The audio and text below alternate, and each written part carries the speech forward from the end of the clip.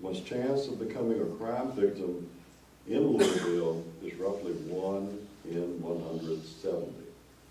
If you look at some of these homicide numbers nationally, it's really kind of interesting. Missouri leads the country, oddly enough. Exactly why they do, I'm not sure, but St. Louis must not be a great place. Then you come to Michigan, Pennsylvania, Oklahoma, Louisiana, Indiana. Indiana ranks number 6, and the list goes on. New York is 31. Illinois, even with Chicago, is only 15. After the 3 recent murders in West Louisville, Adam wisely offered a more personal perspective based on his experience of actually being a shooting victim while living in Indianapolis. The 3 murders in Louisville, he said, would not have been national news like it is if it were to happen in the city of Indianapolis. Thank you. The officials in Louisville are looking for a motive.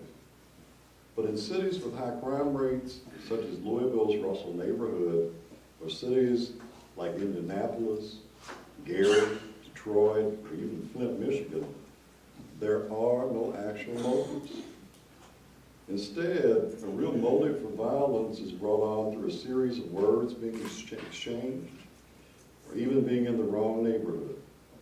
These are not always crimes caused by gangs, but rather crimes of hatred for a particular skin tone, a color that is worn even by a person that has no gang affiliation, or words simply gone too far. Louisville does not face this dilemma alone. While black homicides are problematic in most major metropolitan areas, certain cities are impacted more strongly than others.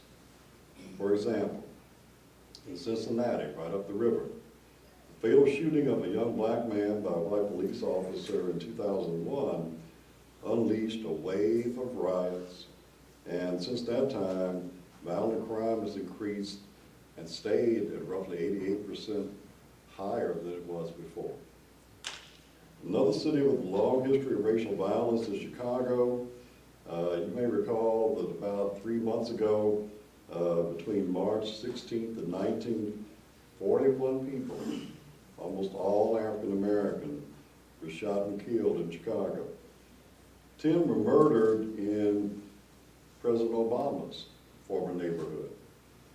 Incredibly, these homicides received comparatively little attention from local activists and were largely ignored by the media. Think about that frog again, as the water continues to get warmer and warmer. Louisville has grappled with racism and often with violence several times in my adult life. Let me just list some of the committees and projects which I've been involved personally over the past about 25 years now. Between 1990, late 1980s and 1994, we had Many People, One Community, a prejudice reduction project. Some of you might remember some of these. 1992-93, my baby, the Reconstruction of Black America Project.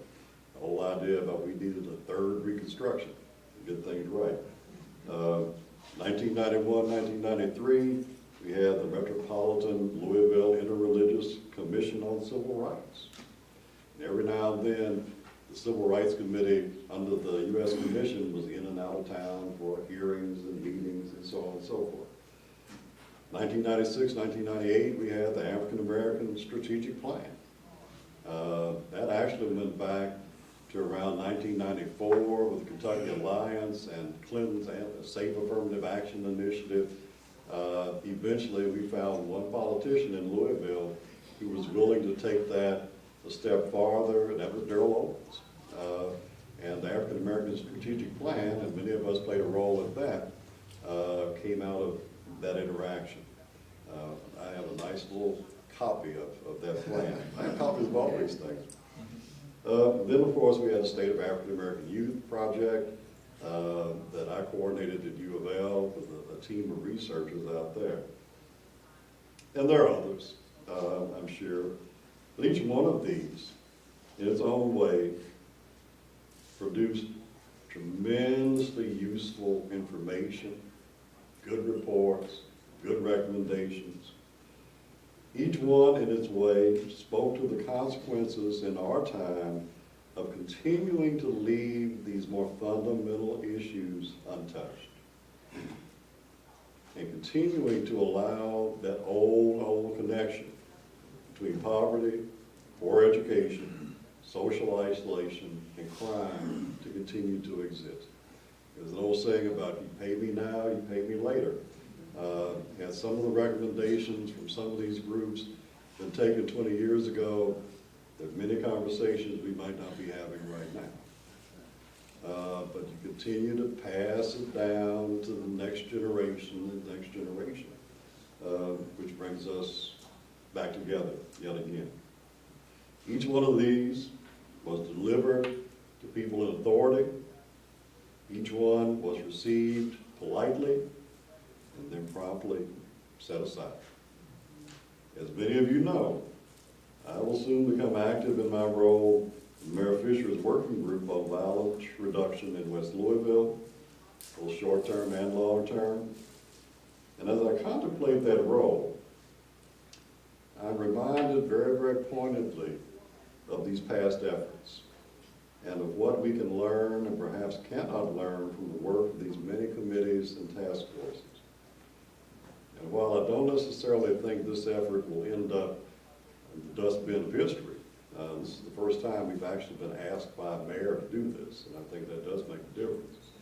I would like to close by sharing some hard-won and often painful insights with you.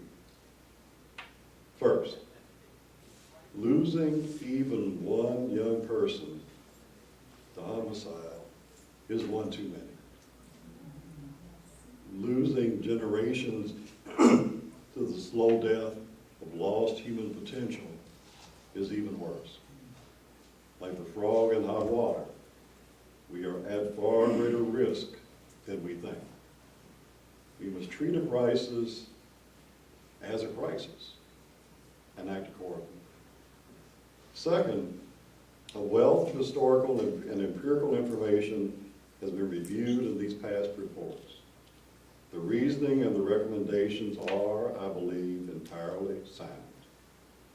So while I doubt we will discover any new insights, we may update some old perspectives, and we may well invent some new strategies that fit these, not other times.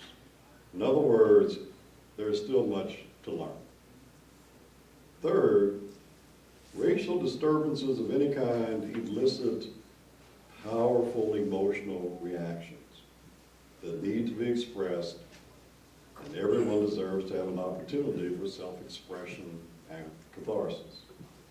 However, only facts, in the end, subjected to reason, can contribute to real policy and programmatic solutions. Also, some friends of the process are not necessarily friends of the African American community. Only folks who hope to win some sort of concessions for themselves. In other words, some friends will be more helpful than others. I think we all know what I'm talking about there. Fourth, we must understand far better than we do the unusually high incidence of homicides among young adult black males.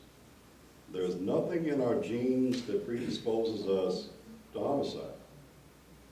I will not speculate about culture and behavior. I have not studied them enough, certainly in this context, to do so. So we don't really know what's going on. So we do know something else, that something unnatural happens to people isolated too long in unnatural conditions. And I will leave it at that.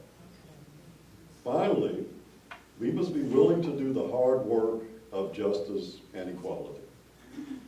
We have delivered many reports in good faith, into the hands of mayors, county judges, governors, and whether by design or through no fault of their own, nothing happened. And those reports languish now on many shelves in many offices, and we could not implement them in the end ourselves. So when other folks wouldn't do it for us, we had no fallback position. This time, stakes are higher because the crisis has lasted longer, and the damage done is greater. And while we have the backing of the mayor, none of us can leave this process entirely in his hands or the hands of others. We must become and remain engaged. We must not be afraid to use the tools available to us. In the history of Black Louisville, we have done this many times. It's just been a long time since we've done it. We're talking about ideas, our time, our money, our votes, sometimes just the sheer willingness to act up, as our gay brothers say. In the end, we must work together in the interests of all of us. Maybe if that poor frog can't jump out of the water by himself, all of us working together will get all of us out of the hot water at the same time. Thank you.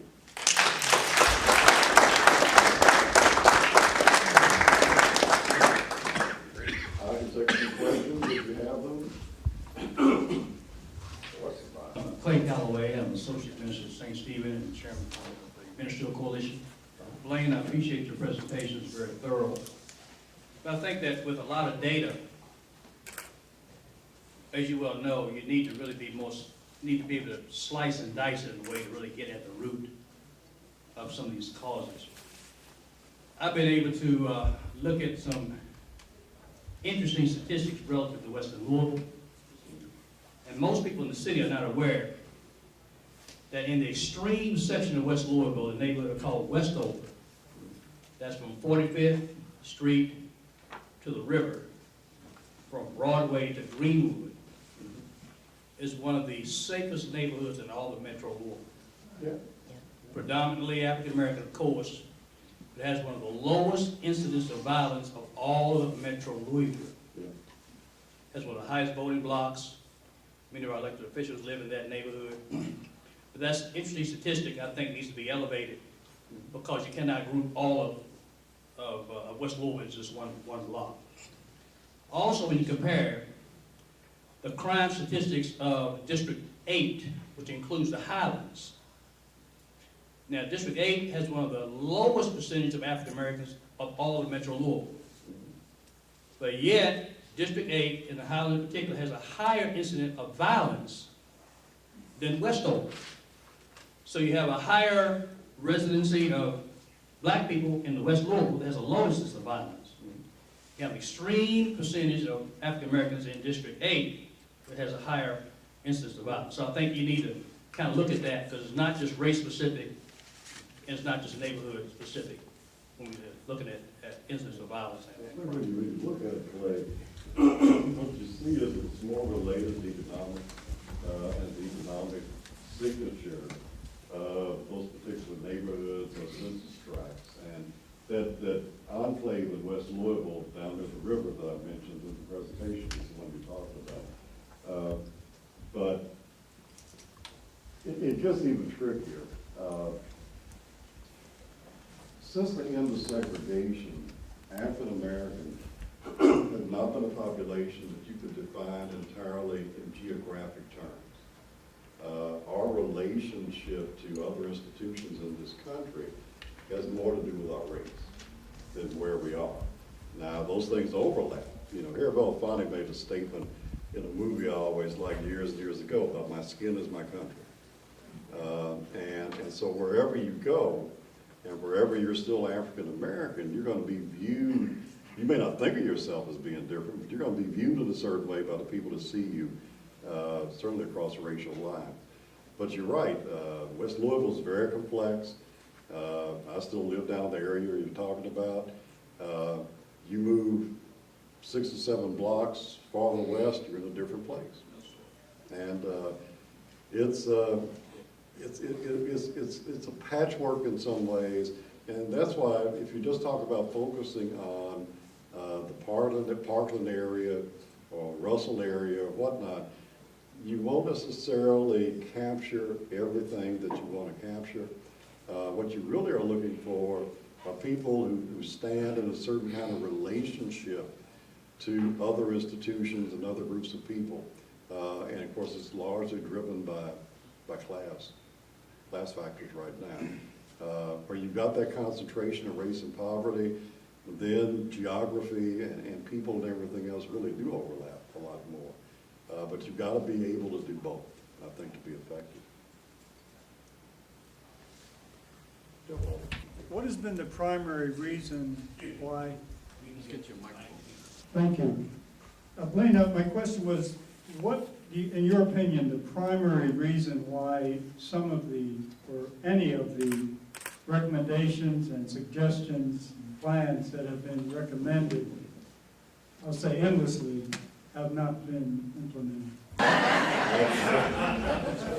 Let me be as honest as I can. We see this at U of L a lot. So it's not something that I've dealt with just in civic stuff, but also in my job there. When you have a crisis, everybody wants to respond to the crisis one way or another. The main thing they want is for the crisis to go away. After a period of time, whether it's the Ku Klux Klan wanting to march at U of L or people burning crosses here in the community or trying to run Angela Davis out of town, all of which have happened, sooner or later things quiet down. Either you have more police, sometimes it's like a fire that burns itself out, and all of a sudden it's very easy to turn back to what you were doing before. It's not a crisis anymore, so it's not important enough to address.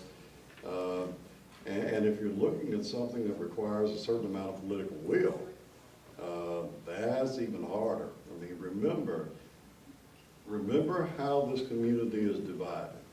You can look at voting patterns, et cetera, et cetera. If you want to find a majority of people in this community who are willing to vote for something that's going to straighten out West Louisville, good luck to you. It's about the same as trying to see if Obama's going to win Kentucky in the next election. And so, leadership becomes a major factor. How much we and others in the black community and others who are friends of the black community are willing to try to do on our own becomes a major factor. That's as much where the breakdown has been in recent years as anything else. In some ways, our inability to act on a large scale, sustainably, together. Who wants to the black middle class, specifically you use the black middle class in your presentation. I would just like to know, could you maybe highlight how the black middle class can get more involved rather than in paralysis and analysis? And that's point one. And then for some of the legal scholars here, the Castle Law and the Stand Your Ground Law, there is just one word, in or on, in the Castle Law